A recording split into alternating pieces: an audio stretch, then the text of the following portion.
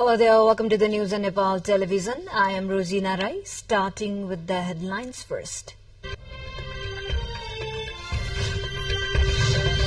Prime Minister says there is no alternative to a democratic republic in Nepal, says the constitution guarantees secularism in Nepal. Israel expands its ground offensive against Hamas in Gaza, orders evacuation of 167,000 people from Khan Yunis. 9 people died after a severe cyclonic storm batters India's southern coast. Thousands of people living in low-lying areas evacuated. And Lalitpur is locking horns with Birgans United in today's Nepal Super League match. Lalitpur eyeing to secure first position on scoreboard.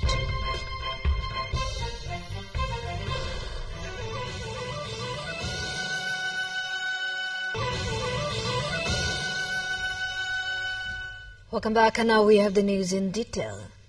Prime Minister Pushpakamal Dahal has said that there is no alternative to a democratic republic in Nepal, while describing the anti-democracy voices as meaningless. In an interaction with the editors at the Prime Minister's office Singhadarbar on Monday, the Prime Minister said a democratic republic is the system adopted by the world and also chosen by the Nepali people in Nepal. He therefore said that there is no other alternative to it, referring to the recent demonstrations being carried out by raising questions over the Constitution, democracy and the Republic. He said that there is no reason or ground for such voices and that the government and pro-Republican political parties were unanimous in further consolidating the foundations of the Republic, stating that the recent activities targeted at religion are also under the notice of the government. He made it clear that there will be no deviation from what is written in the Constitution. The Constitution clearly stipulates that protection of the religion and culture of every Nepali citizen while the state remains secular. On a different note, he also said that the ruling alliance of the political parties in the current government will not be broken. The government is not in a crisis and this ruling coalition will complete its full term. He made that clear. President Ramchandra Paudel called for cooperation between national and international organizations to reduce the impact of climate change on the Hindu Kush Himalaya region. The president said this while inaugurating the 40th anniversary function of International Center for Integrated Mountain Development, ICIMOD, this morning. He said some 2 billion inhabitants of the Hindu Kush Himalayan region rely on the mountains. Thus, the crisis on Himalayan will invite crisis of human existence as a whole.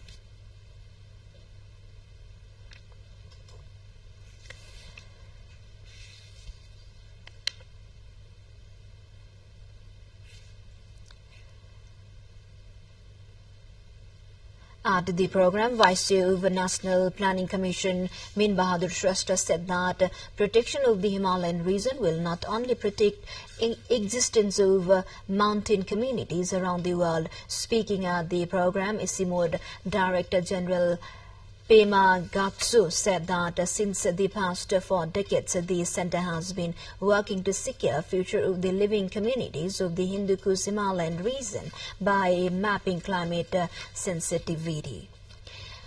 To the other updates, the District Administration Office in Rukum West has started providing citizenship to non-resident Nepalese.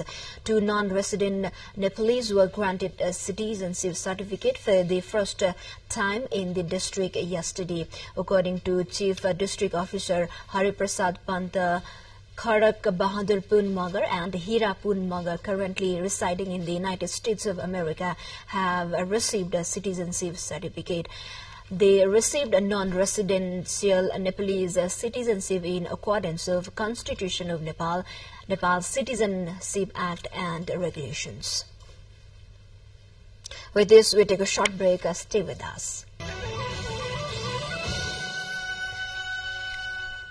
Welcome back. You're watching Nepal Television News. Now we have remaining updates. Restoration and repair of 317 border pillars from Mechinagar to Gauriganj in Jhapa along the Nepal-India border has begun. A technical team from the Armed Police Force launched the drive by repairing the border pillar number 91 at Satisgatta of Mechinagar municipality of 7 made a function. Yesterday, the maintenance of the Nepal-India border pillars has started from the first time in Kosi province. There were the total 957 border pillars along the 430-kilometer-long open border with India throughout Kosi province, and 1,500 APF personnel have been mobilized for the border security. As per the agreement of the Nepal-India border working group, even number border pillars will be repaired by the Indian side and odd number pillars by the Nepali side. And the Indian side already maintained even number pillars in Jhapa district. The Nepali side will repair 317 odd numbered border pillars along the 144-kilometer open border from Mechinagar to Gauriganj in Jhapa district.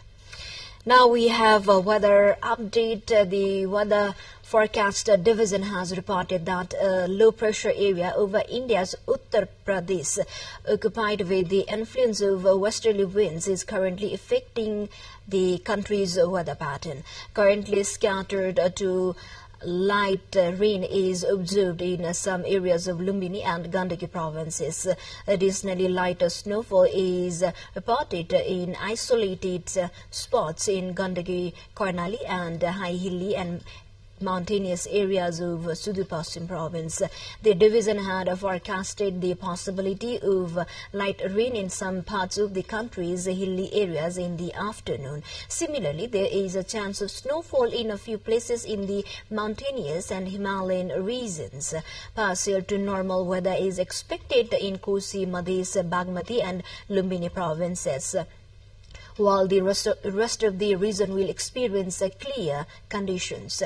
Tonight, there is a likelihood of light snowfall in some high hills and Himalayan areas, including Kosi province.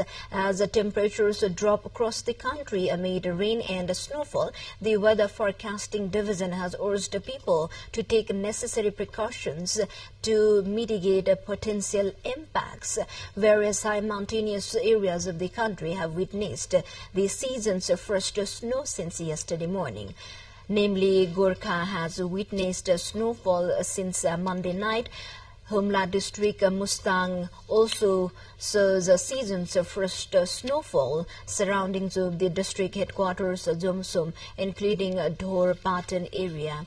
The air service has been affected due to the snowfall, and passengers heading out of the district have been stranded in Simkot. Simkot has witnessed up to 4 inches of snow yesterday. Now we have international headliners. The Israeli military says it is expanding its ground operation into all areas of the Gaza Strip following the resumption of fighting on Friday. It has this morning posted on social media a fresh order for people to evacuate about 20 areas of the Palestinian enclave. Its forces have been pushing further south amid warnings from humanitarian groups that Gazans are running out of places to flee.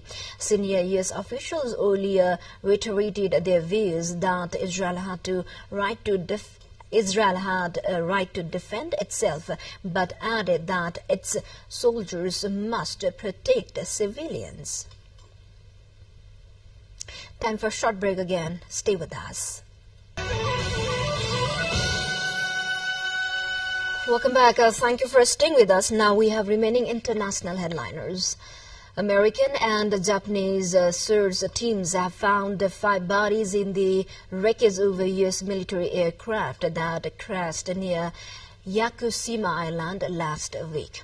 The aircraft, a CV-22 Osprey hybrid plane, was carrying 8 people when it crashed last week.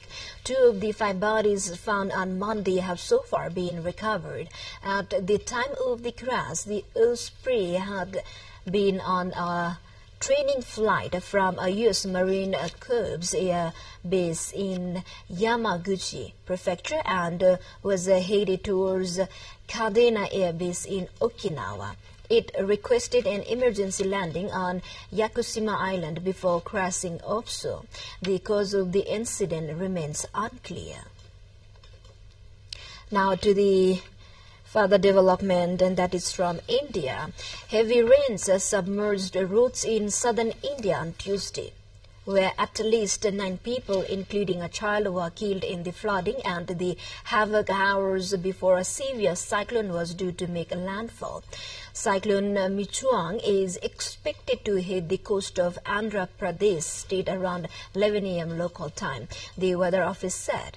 Gusting in with winds of up to 110 km per hour, parts of the state are expected to be pelted with more than 200 millimeters of rain over the next 24 hours.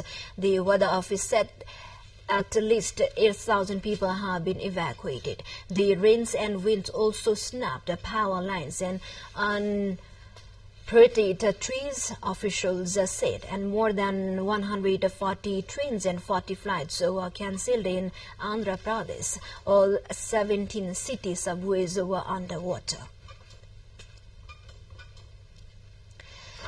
The world may cross the crucial 1.5 degrees Celsius global warming threshold in 7 years as fossil fuel carbon dioxide emissions continue to rise. Scientists warned on Tuesday, urging countries at the COP28 talks to act now on coal, oil and gas pollution. Battles lines are being drawn over the future of the fossil fuel at the United Nations Climate Summit in Dubai, with big polluters trying to see if calls for an agreement to phase out the carbon-intensive energy responsible for most of the human-caused greenhouse gas. Fossil fuel carbon dioxide pollution rose 1.1% last year, according to an international consortium of climate scientists in their annual Global Carbon Project assessment, with the seizing emissions in China and India now the world's first and third biggest emitters. They estimated that there is a 50% chance warming will exceed the Paris deal's goal of 1.5 degrees Celsius over multiple years of around 2030, although they noted uncertainties around warming from non-carbon dioxide greenhouse gases. It is getting more and more urgent, lead Arthur Perry of Exeter University's Global Systems Institute told reporters. To the more updates, before that, let's have a quick look into the highlights of the site.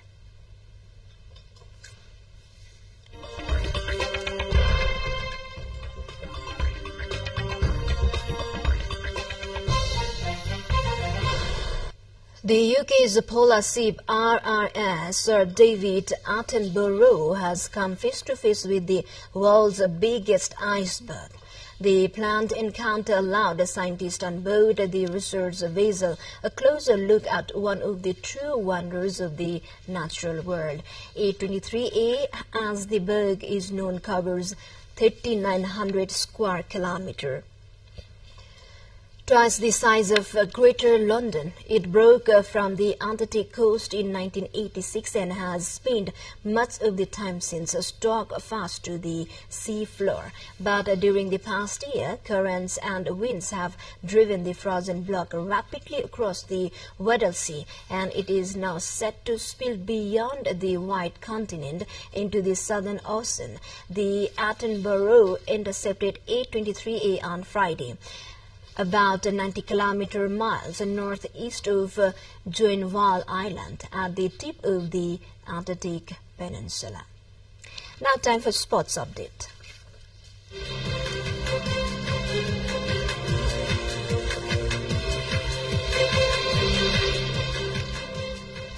Lalitpur City FC will face Baran United FC in the only match of Nepal Super League today. The match is slated to kick off at 5:30 p.m. at Dasrat Stadium.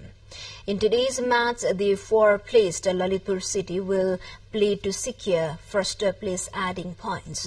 Earlier, Chapa FC entertained defeating champion Kathmandu Rangers to a goalless draw in the match of Nepal Super League at the Dasrat Stadium. Despite both the teams creating multiple chances, they could not produce the break through the 90 minutes. Kathmandu, that was looking for the second win, now settles at the fourth place with 5 points in the standing after the second draw in the third match. Chapa, on the other hand, remains winless in 3 matches and is at the 7th place with 2 points. With this, we come to the end of this news bulletin, but before we say goodbye, quick reminders of the headlines once again. Prime Minister says there is no alternative to a democratic republic in Nepal, says the constitutional guarantees secularism in Nepal.